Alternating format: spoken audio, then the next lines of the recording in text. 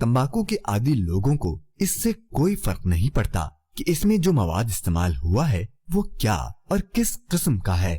असली कत्था महंगा होने के सबब मुतबादिल तौर पर नकली कत्था और जानवरों का खून डालकर शामिल किया जाता है। छालिया की जगह खजूर की गुठलियां वगैरह, कीड़ा लगी हुई छालिया और लकड़ी का बुरादा शामिल किया जाता है। ये बात भी सुनने को मिलती है कि तंबाकू में मौजूद निकोटीन को मुंह में ज्यादा जज्ब करने और इसका नशा दुबाला करने के लिए कांच के बारीक जर्रात इस्तेमाल किए जाते हैं।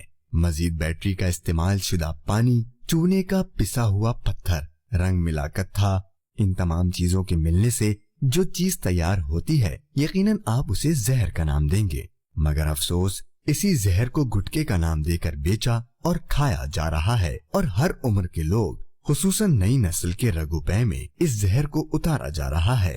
एक मकामी अस्पताल के मुआलिज डॉक्टर ने गुटके से मुतासिर होने वालों के बारे में बताया कि रोजाना तकरीबन 150 मरीज मुंह, जबान, गले और गर्दन के कैंसर के इलाज की गर्ज से आते हैं और हर साल तकरीबन 20,000 कैंसर में मुब्तला लोग इलाज के लिए आते हैं।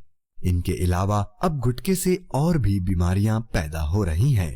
भाईजान ये उड़िया गुटके खाने से हुआ और मैं तो सबों को मना ही करूँगा, भाई ये चीज़ बुरी है, खाओ मत, तेजाब से गलती है। ये तो तेजाब इंसान के जख्म गला देता है। इसमें न कोई काम धंधा कर सकता हूँ ना कुछ कर सकता हूँ। मेरे घर के भी हालात ऐसे नहीं है जो कोई मेरी मदद कर सके। ऐसे समझ लो मैं तो कर्ज ले लेके ना काम धंधे से रहा। चाय का काम करता था, मेरे को तो काम ही नहीं करवा रहे। इस मुँह से मेरे लाल टपकती है तो होटल वाले मेरे को रख रहे नहीं है।